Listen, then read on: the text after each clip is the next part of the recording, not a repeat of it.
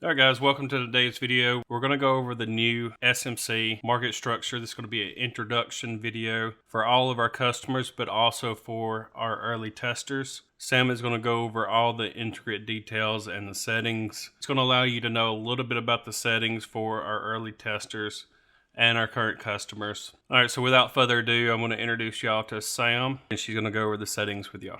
Okay, so I'm going to jump in and go over the settings real quick for the main market structure. Okay, so in the settings we have two types. We have traditional and high-low. I'm going to go over the high-low and just explain what this actually means here. And this is just our terminology for the way we're mapping this structure. Show main market structure. This has to be ticked in order for all of this to be charted. Then we've got two options here. Extend, and if I turn this off, pull this over here and turn this off, you'll see that the main highs, the active highs currently and lows, shrink down to the current bar, so where we are currently in price, and they'll end at that point. If you extend them, they'll run all the way out to the right side of the screen. If we turn on just last active, the latest and most current active high will show and all the others will be turned off. So here is the current active high. Then we've got max side active. Now this max side active is basically just going to show how many you want in the old highs. So when I turn this off and you can see 3 more appear, that's because you've got this main one and then the extra 3. So you're showing 4 current unmitigated highs. Okay, so it's just showing you the old highs as well as the current high. So you can see where all the other highs lie. Okay, so I'll turn just last active back on. Okay, so here we've got breaker structure, change your character. This is giving users more ability to customize based on your preference. So depending on how far back in the chart you want to see price action. Okay, so say for instance, you only want to see the most current data. You can turn this down to, let's do it, turn it down to say 5 and see what happens there. So you'll see, and this is per side, you should see only 5 breaker structures bearish, 5 breaker structures bullish, and so on for charts. So 1, 2, 3, 4, 5, and then you won't see any more bearish breaks.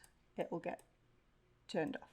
Okay, so this is giving you the most recent price action according to your settings. So if you want to see a little bit more, you can make this higher. If you only want to see the last 3, you can make this 3. Okay, this is completely customizable for your choice. So I'm going to turn that back up right now to 30 and turn that back up to 30. Okay, now MIT here. This is going to show you old mitigated highs. Okay, and you can name these mitigated highs however you choose with this mitigation label here. So if you want to call them mitigated highs, you want to call them old highs, historic highs, or whatever you choose to call them so that you can help plan your chart and everything at a glance, then we've made this as customizable as possible for you. So if I change this to 1, then this should show historic mitigated highs. So here we've got an old high that was mitigated, old low that was mitigated. Okay, if you do not wish to see them, simply turn it to 0. Okay, and the higher you have this number here, the more mitigated highs and lows you'll be able to see on each break, each time it's broken. Okay, so it'll only show if it's broken, otherwise it'll still show as an active unmitigated high at these points like these do here. So when we turn this off. Okay, so let's move on to the label on line style is basically what your line is going to be here. So if you turn the label off, your text's going to go away, but your line will stay.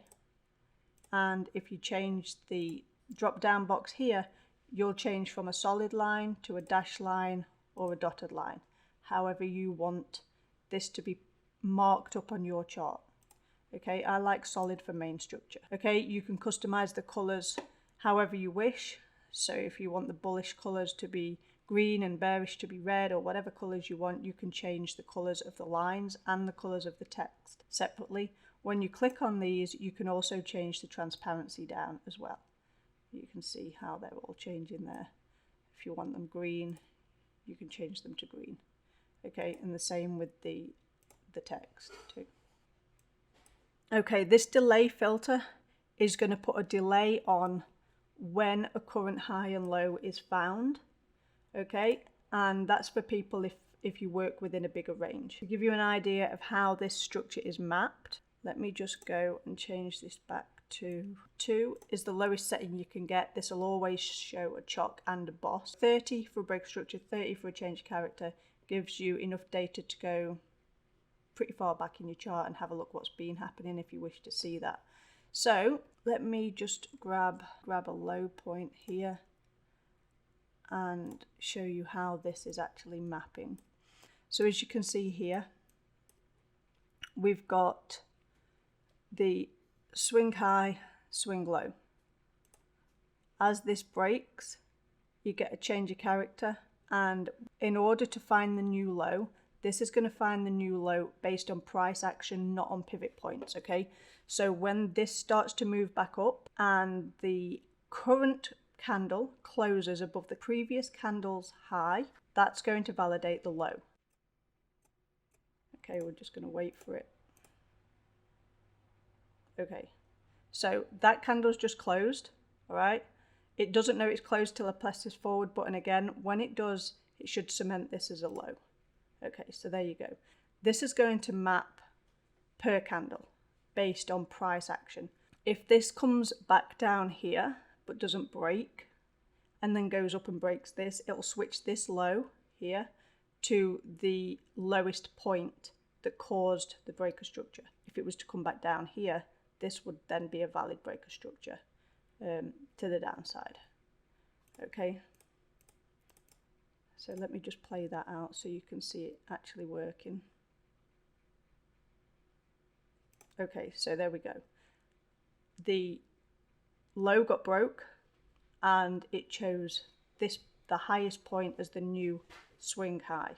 Okay, so we don't have to wait for these main points. It's not delayed like a pivot point would be. And that's basically how this main structure works. This will be available to early testers at some point over the weekend. Once we've been through everything with early testers, this will be rolled out to everybody else to use. So that was just a quick update on where we are with market structure, how it's looking, the timeline for it to go out to early testers and to everybody else. Okay, so if anybody has any questions, please drop a comment in general chat or in the early testers chat if you're an early tester, and we'll do our best to answer those questions.